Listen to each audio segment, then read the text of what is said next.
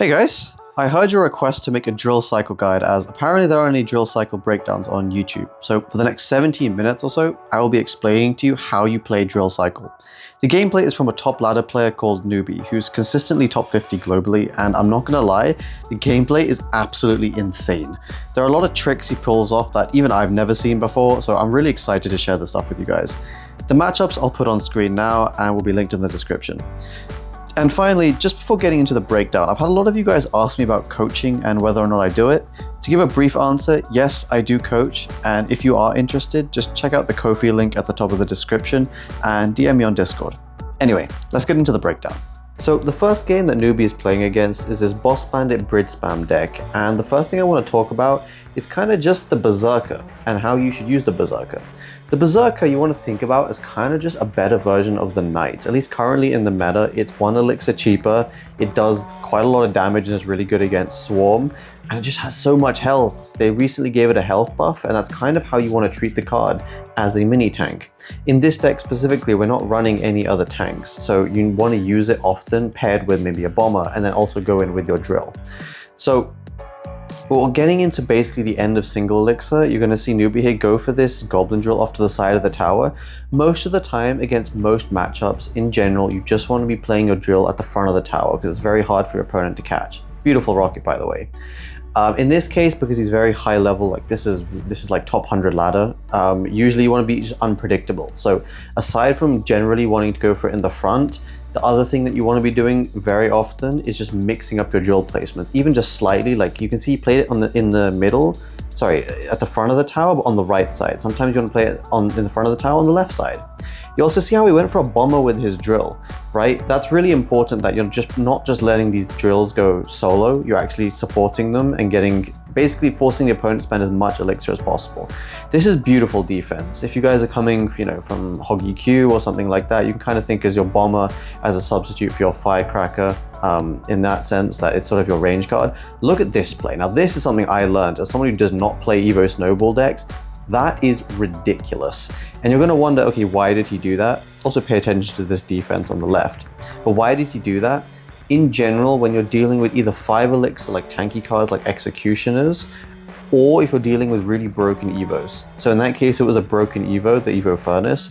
He just decided to use that Evo Snowball plus Rocket. He got tons of damage on the tower, and he just instantly got rid of that Evo Furnace, which would have normally just, if you let that stay on the field, it'll get too much value, right? Because every time it attacks, it spawns these Fire Spirits. So this is the next big thing. Holy hell, bro, this guy just pulls off the most insane plays. Look at this drill in the back. When I was watching this, guys, I swear to God, I was like thinking, what the hell is the point of that? But then it just occurred to me how genius that play is. Rewind back and look at how he went for his drill in the back, so that anything that the opponent would predict by playing in the front, the front troop would just ignore it, right? You see how the guy played a Furnace, and the Furnace just walked completely away from the drill, and the opponent was forced to spend more elixir? Dude, that's like some Giga Brain stuff. I've never even seen someone do that. That's only some top ladder crap. But some awesome trick for you guys to learn. And if you want, look at this. He does it against, remember I said 5 elixir cards? He does it against this like Evo Snowball Rocket trick against the cannon cart as well. But if you want to know when you do it, it's kind of in these sort of bridge spammy matchups where they have just tons of support troops. I saw him do it against like a P.E.K.K.A bridge spam deck as well. That's typically when you want to be making that drill all the way in the back corner kind of play. High cannons, that's often a mistake I see people making, is that like Evo Cannon, even though it's a simple card, it actually takes a little bit of knowledge to know like where you should play your Evo Cannons. And you're going to see how very often you want to play your Evo Cannon at the bridge, just that the blasts hit everything that's crossing the bridge. Yeah, now he just BMs, like Loki. Newbie was hella toxic in this game. But look at this Berserker, man. Berserker's broken. But anyway, key takeaways from this matchup are make sure that you're switching up your drill placements. You can play drill in the back. Make sure that your game strategy should be get a bit of chip damage, but really in this matchup, Rocket is your win condition, right? If you just have good defense and you can just cycle a few good Rockets in combination, especially with Evo Snowball, then you'll likely win the matchup. So GG's, and a lot to learn from this game. One more thing that I want to introduce to you guys is a little heat map. So here you guys can see a distribution of where all the cards he's played is. They've mainly been played in the middle, and so that's something you guys can take away. Next up, we have a truly insane game against Lavahound. And the reason this is so insane is because he has no air cards. So you're going to see how he beats it. So first he goes for a drill off to the side that will pull any troops that are played in front, in this case the guards, backwards so that the bomber will then splash onto the tower at the same time. Nice snowball that sort of takes everything out and just delays. And here you're going to see the first thing is, usually because of how broken the Empress is, you kind of just delete it with a rocket if possible.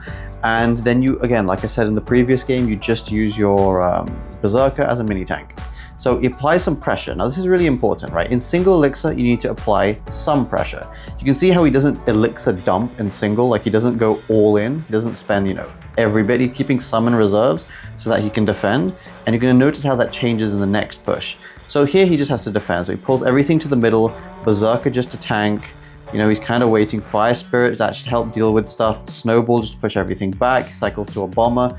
Kites the Valkyrie up with skeletons. And then again, back to a Berserker. I mean, this defense is like, you're kind of wondering, how do you do this? So he goes for a Fire Spirit, and this is really interesting, right? He goes for his Evo Snowball. Not only does Evo Snowball pull everything back, but it groups everything together, which is again why a Fire Spirit pairs really well with Evo Snowball. Here we go, this is the second push, and now notice how it's double elixir, right? Now he has to go all in. If he tries to defend, if he tries to be, not aggressive, opponent will build up too big of a push. So he goes crazy aggressive, basically just gets as much damage as he possibly can, towers down to 801, and now he just has to survive. So he goes for a cannon, just to buy himself time. The purpose of the cannon is just that the Lavahound doesn't get infinite chip, and anything that he plays at the bridge, just like here, this Valk, I mean, the cannon will do its job. So, okay, he's delaying, opponent goes for minions in the middle, so he has to go for this. Beautiful snowball, like actually beautiful. That snowball plus Fire Spirit combo was crazy, just to take out the Valkyrie and minions. Okay, he's back, he's just cycling. You can see the whole time he's just buying time for his tower to take out the Lavahound as much as possible. He cycles a drill because he's very close to rocket range, right? You need to know how close rocket is. Berserk has so much HP, then he goes for the cannon as well, just to tank for the Empress, and that tower is in rocket snowball range, right? So he goes for his skeletons, bomber just to distract, and as soon as he knows that he's defended, he just goes rocket snowball and GG's. Beautiful game, right? Really instructive on how you beat these difficult matchups. And here, look, you can see how he's basically spent all of his cards defending and playing also in the middle. So this next matchup that I'm going to be covering is an extremely important one to learn. It's one of the most common meta decks at the moment, and it's against none other than Miner Poison. It's the variation with Evo Warbreakers, Mighty Miner, that kind of whole thing. So you're going to see how he cycles his Berserker in the back. Like I said, you kind of use the Berserker like it's a tank, in the same way you'd cycle some other like Knight in the back. Here you go, Berserker in the back. Next thing to know is how the opponent uses his Mighty Miner. He plays it up high and he kind of wastes it. Now that's important because at this point newbie already knows what deck his opponent is playing. He has no more tank and cycle because his Mighty Miner is about to die, and so he decides to go really aggressive in the opposite lane. This is just a case of him knowing what cycle his opponent has and punishing it. Look at those skeletons as well on the right side to fully counter the wall breakers, but at the same time not forgetting to snowball on offense. I think that's the most impressive thing about top players, and just generally what makes good cycle players good is the fact that they are able to defend and attack at the same time and kind of keep track. You see how the opponent went wall breakers at the same time newbie was attacking, but he didn't lose track, right? He went for the skeletons to fully counter it, and at the same time didn't forget to snowball on offense, which I think a lot of players would have done. The next thing that I want to just briefly talk about is this idea of what you should cycle the most in order to win a game. So this is a fast cycle deck versus a fast cycle deck. So both teams or both sides have the strategy of we want to try and out-chip our opponent, right? The Miner Poison player is trying to keep cycling as many miners as possible, and we're trying to cycle as many drills as possible. And then when appropriate, he's going to try and take poison value, and we're going to try and take rocket value. So whoever cycles the most, or successfully cycles the most of their win conditions throughout a game, is going to be the winner. And so that's kind of what you want to keep in mind, is that in some matchups, right, in some matchups you want to cycle your cannon the most, some matchups you want to be cycling your Berserker the most. It all depends on the weakness of your opponent. In this instance, you want to be cycling your win condition. So, okay, opponent is playing minor poison, so he wants to be going same lane, which is why the opponent is keep going minor poison in the left lane, and is now kind of catching up. Now that it's double elixir and late into double, you can see that Newbie's going really aggressive now with his win conditions, right? He wants to make the most of it so that his opponent has to spend as much as possible on defense. The threat of an Evo Snowball plus a rocket in itself is kind of scaring the opponent, and you can see how he's just, look how fast he's cycling just to get back to his drill, right? So whilst his opponent is playing his minor, Newbie is cycling, and then he's already back to another drill. Look at that, Newbie's already back to another drill. However, he correctly assesses that he has to defend first, right? The thing is, because he has rocket, even though look at this Goblin drill, remember it is also a building, so nice defense against the wall breakers. But even though the opponent is going so aggressive, Newbie is not really taking any damage, right? He's playing this more or less perfectly. Look at this Fire Spirit plus Bomber, knowing that it'll full counter the wall breakers and the minions. He's just going aggressive. He's hovering his drill. You can see how he's also switching up his drill placement. Really important. Here, he's also, you know what it is? It's more than just switching up your drill placement. It's switching up your whole offense, right? That time he went for drill plus rocket. Sometimes he'll go drill plus snowball. Sometimes he'll go drill plus bomber plus berserker. Just keeping the opponent guessing so they constantly have to think and react to what you're doing. And they're the ones not dictating the pace of the game. That's probably the biggest tip I can give you for any cycle deck matchup, regardless of whether you're playing drill or anything else, is that you control the tempo of the game.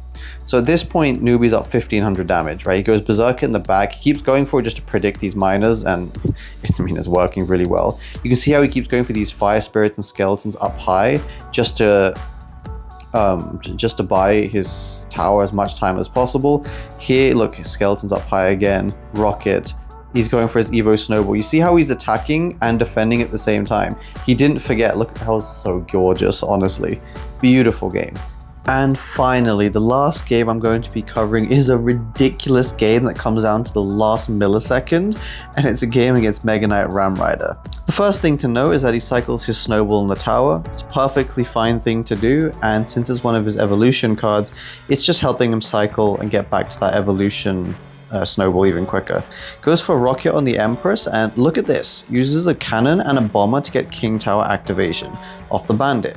Really nice. And if you guys want to know, if the cannon has about a third or less HP, then it will die to a bandit dash, and then you just have to use any other troop that will also die to a bandit dash.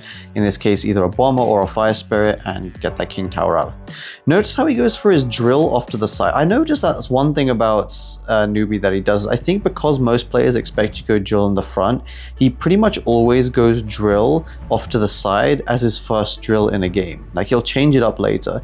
There he meant to get King Tower off of the Mega Knight, but messed it up, and now is going to end up taking a bit of damage from that ghost in the right side. Beautiful last second snowball. Then also goes Skellies for the Ram Rider, but he's taken a bit of damage. Opponent is trying to punish his mistake. Opponent goes for a ghost. Okay, then he tries kiting the ghost, but then Skelly's at the bridge, and then now he has to sacrifice a bomber. Although at least the King Tower's helping out, so that is quite nice. But he does still take that ghost hit, and you know, he's down 1,000, but all things considered, given that he messed up that one Fire Spirit onto the Mega Knight to get the King activated, could be a lot worse. Again, this is one of those matchups where there's a load of support cards, right? You have Ghost, you have Bandit, you have Ram Riders and all that kind of stuff, which is why he goes for his drill in the back. So that's why you want to see, I mean, it's the same play to the start. It's insane play to me that is like an actual thing, but also because Mega Knight's now at a cycle, he goes aggressive, right? He's playing a really fast and aggressive cycle deck, so you want to go aggressive opposite lane, and look at the consequence. The opponent can't really over-support this Mega Knight. He again messed it up. This guy, man. Unfortunately, he made a few mistakes here, but look, perfect Fire Spirit as well with the Evo Snowball. And then again, he messed up this. He had a rough start to the game, I'm not going to lie. But this is, from this point onwards, is when Newbie just turns on demon mode. Because he's like, okay, I've messed up too many times, these micros.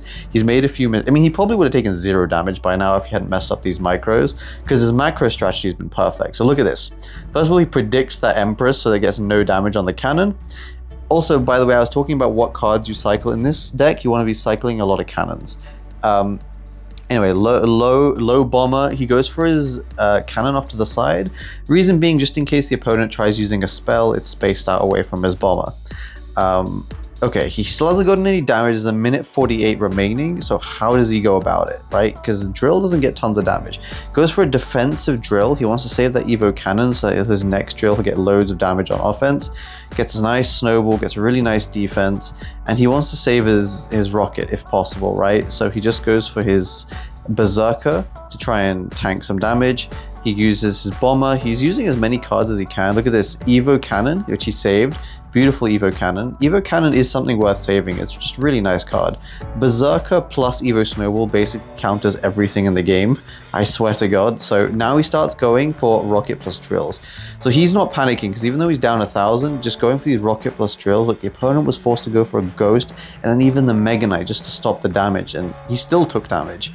So again, okay, you start with your bomber down low, goes for a berserker, goes for skeletons, cycles a cannon in the middle, and then you can see how he's just spacing everything out perfectly, right? Gets a second bomber down, gets a second berserker down. Now, as soon as he knows he's defended, instantly goes on offense, right? He's not going to lose on this offense, so he goes for his rocket plus his drill. Snowball, he's just going crazy aggressive and he's catching up in damage, because the opponent can't stop that damage. And then instantly, look, he goes for a drill so that whilst he's defending, he's getting back to another one.